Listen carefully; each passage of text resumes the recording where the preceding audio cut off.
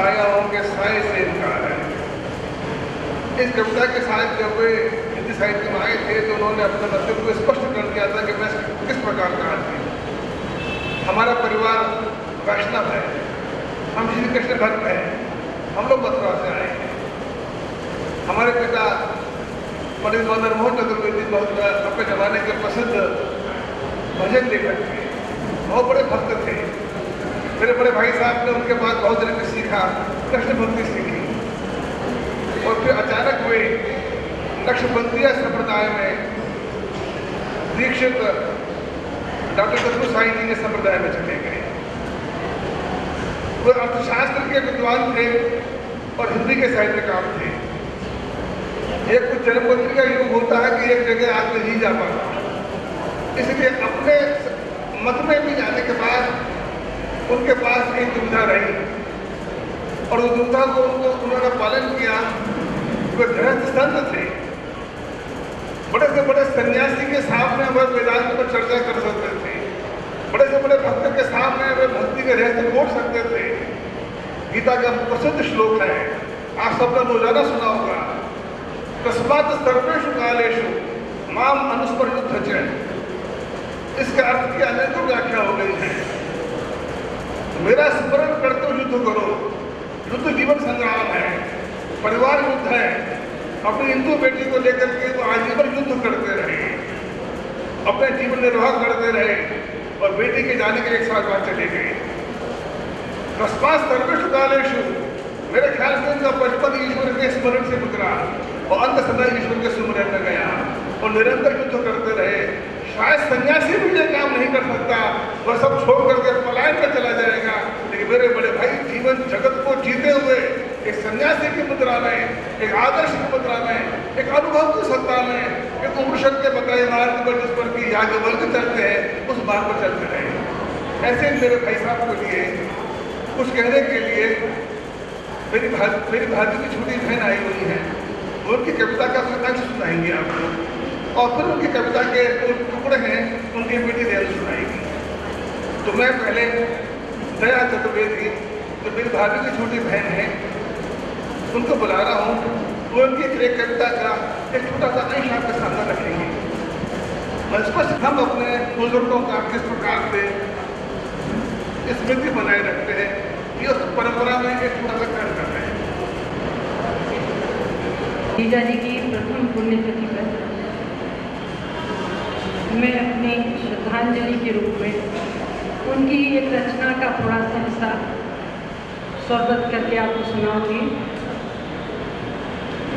तो आपको संकल्प प्रस्तुत। इस कविता का जो जीजा जी ने बहुत सी अपनी जो अभी किताब साक्षात्कार से पहले निकली थी उसमें कई कविताएं हैं इस तरह की जिसमें उनकी असीम के साथ मिलने की जुड़ने की व्याकुलता व्यक्त होती है। उसी तरह का ये एक गीत है जिसमें वो असीम के साथ उस सत्ता के साथ मिलने का इच्छा प्रकट अपनी करते हैं, मिलने की इच्छा है उनकी। इसी तरह का भी भाव इस गीत में है।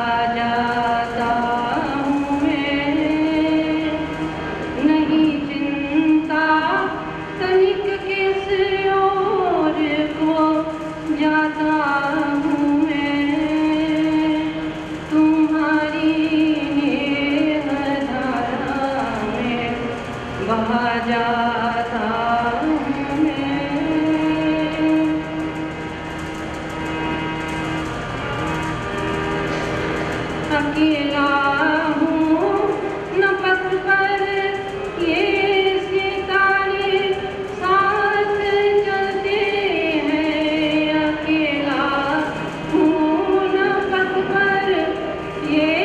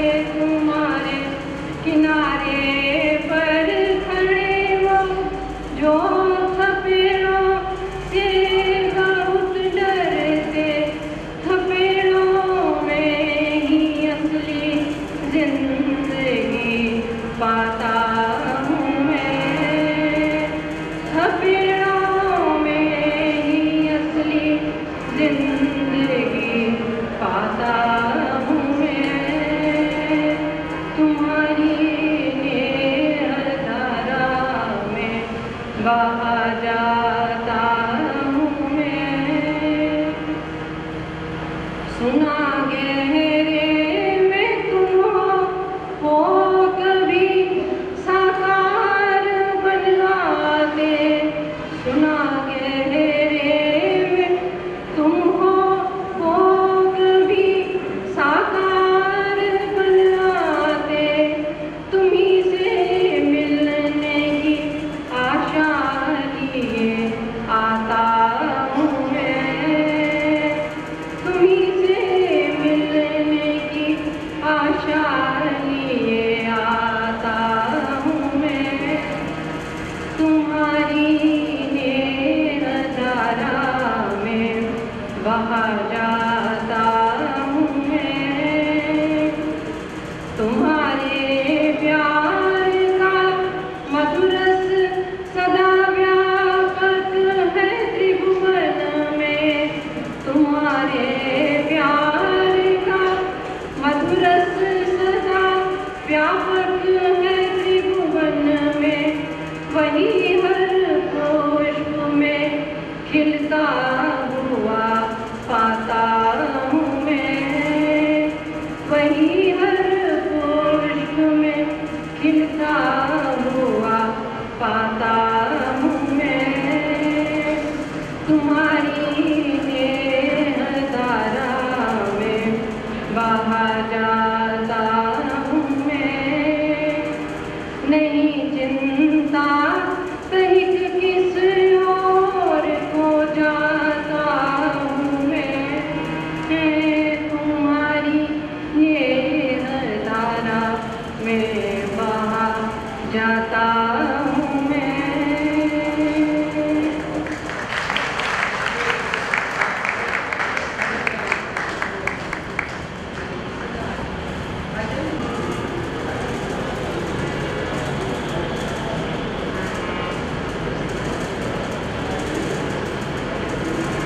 ओंकार भजो अहंकार त्यजो, ओंकार भजो अहंकार त्यजो, पछताओ नहीं जो भई सो भई। ओंकार भजो अहंकार त्यजो, पछताओ नहीं जो भई सो भई। ओंकार भजो। जग में आए हो कर्म करो, जग में आए हो कर्म करो, कर्मों का फल प्रभु पर छोड़ो, कर्मों का फल प्रभु पर छोड़ो। ओंकार भजो अहंकार त्यजो, पछताओ नहीं जो भई सो भई। ओंकार भजो। सुख दुख तो आते जाते हैं, सुख दुख तो आते जाते हैं, तुम इन दोनों को सम समझो, तुम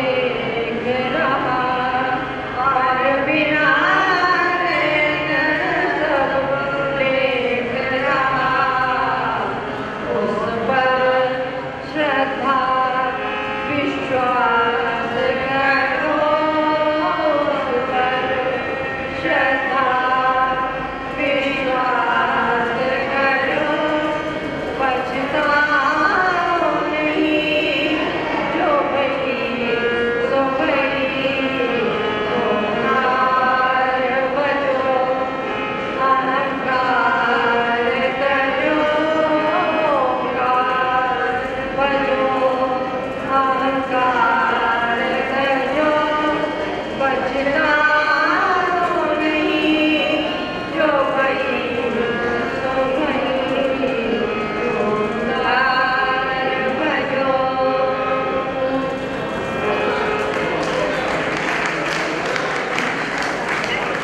कदम साहिब जी ने एक जगह लिखा है कि कल तलक था मैं दिल में खुश्क साहिल की तरह, और आज साकी ने मुझे कतरे से दरिया कर दिया। गुरु का जो संबंध है उसको भौतिक शास्त्र के नियम से परिभाषित नहीं कर सकते। हमारे भाई साहब का पंडित मिहिलाल जी से जो प्रेम था वह जिस रूप में था, जिस कोटि में था, उसकी व्याख्या मेरे पास नहीं है। जबकि मैंने अपने बचपन में पंडित मिहिलाल जी को भाई साहब घर में देखा था, और सरकारी नौकरी में राजस्थान की शायद सभी संतों के पास में मेरे साथ गए, लेकिन उनका जो प्रेम मिहिलाल जी के साथ था दुर्लभ था। उसी प्रकार का था कि आज जो बात वो कहना चाह रहे थे भजन के माध्यम से मैं दया जी ने उनकी बात को स्पष्ट कर दिया। भाई साहब का मन अत्यधिक निर्मल था, सहानुभूतिपूर्ण हरि के प्रति भरा हुआ था, करुणामय मन था। बहुत कम मैंने उनके बेटे से मैंने रात को कहा कि तुम उसे बाबू के तिरुपति की लिस्ट में देख लेना। IAS के लिखित परीक्षा में दोनों बार भाई साहब पास हुए थे, लेकिन वह इंटरव्यू में रह गई। लेकिन उन्होंने किसी से इसका जिक्र नहीं किया और शांति से जब प्राध्यापक पद वाला काम करते रहे, तो एक अजीब प्रकार की उनके भीतर आता थी। वे कहीं पर भी अत्यधिक संघर्ष के लिए उतारू नहीं थे। मालिक की रजा, मालिक का तवक्कुल, सब लोग कहते तो हैं, एक खुदा जिस हाल में रखेगा उस हाल में रहना बड़ा कठिन काम होता है। उनके पास रह के तो नहीं सीखा था कि किस प्रकार से खुदा की खुदाई को रहा जाता है। मेरे ख्याल संसार में ऐसा कोई दुख नहीं उनके पास नहीं आया हो, और संसार में ऐसा कोई सुख नहीं मिला हो। दोनों में समत्व योग से कहते उनके पास रहे। उनकी आखिरी कविताएं जो थी उसको दया जी ने आपको पता रखा। इस प्रकार से उनके अंत समय में उनके पास जब आया था तो कुछ बातें हुई थी। हमारी महत्वपूर्ण बात यही थी जो यहाँ उन्होंने कविता सुनाई है, और एक कविता रेणु आकर सुनाई कि उनकी आराधना वो अंतिम कविता है, जीवन की अंतिम कविता है। वह जब मैं आया था टेढ़े बड़े अक्षरों में रखी थी डायरी के अंदर, रखी थी कि सब पढ़ लो क्या है। आप लोग सब सत्संगी लोग बहुत बैठे हुए यहाँ पर, मैं सत्संग करने नहीं आया। 3 शब्द बड़े महत्वपूर्ण हैं। पहला होता है पराश्रय, हम दूसरे के अधीन हो जाते हैं। दूसरा कई बार ईश्वर भी होता है, गुरु बन जाता है, हम उसी के लहरी पर रहने कर देते हैं। जब अचानक वो छूट जाता है या छोड़ना पड़ जाता है, गुरु गोविंद दोनों खड़े जाके लागू पाए, एक दिन एक को पकड़ा, एक को छोड़ना पड़ेगा, तो निराश्रय आता है। अभी 2 कविताएं रेणु आपके सामने लाएगी। उन कविताओं के अंदर महत्वपूर्ण बात क्या है? एक साधक के जीवन की अंतिम अवस्था के अंतिम चरण है, क्योंकि कवि थे इसलिए वो अपनी बात को कह गए कि मैं स्वास्थ्य में पराश्रय में था, आज मैं निराश्रय हूँ, कोई मेरे साथ नहीं है, मैं पलंग हूँ, बीमार हूँ, अशक्त हूँ, असहाय हूँ, लेकिन मेरा देहांत होगा नहीं, मेरी मृत्यु भी होगी। देहांत शरीर का नाश होता है, मृत्यु मन का नाश होता है। आराधना कविता उन्हें पूजा सफल आएगी। उस कविता के अंदर उस साधक की स्वाश्रय की अवस्था है। पायो जी मैंने राम रतन धन पायो, राम रतन धन जो होता है वो साधक को स्वाश्रय के रूप में मिलता है। वो कहता मैं वही मैं तो मसी, मैं नहीं कहता मेरे भाई संत थे, मैं ये प्रवृत्तियां मैंने हम तो नहीं कर रहा कि महर्षि थे, लेकिन एक साधारण गृहस्थ अपने जीवन में जीवन की ऊंचाइयों को पा करके पर उस सत्य को जान सकता है, इसलिए वो घोषक थे, मैं उसका जवाब मात्र था। इसीलिए 2 कविताओं के लिए अपनी सारी बेटी रेणु को बुला रहा हूँ। वो 2 कविताएं जो उनके जीवन की अंतिम कविताएं आपको सुनाएंगी, सुनिए। हुई है यहाँ बहुत सरल और सादगी पूर्ण लेकिन आकर्षक व्यक्तित्व के मालिक मेरे पिता श्रद्धेय श्री डॉक्टर बी चतुर्वेदी असाधारण प्रतिभा के धनी थे। चाचा जी ने अभी जो कुछ बताया है वो हम लोगों के लिए एक बहुत बड़ा संदेश है कि जो भी कुछ स्पिरिचुअल क्वेश्चन हम में है वो शायद हमारे पिताजी की देन है। मैं कविता पढ़ती हूँ।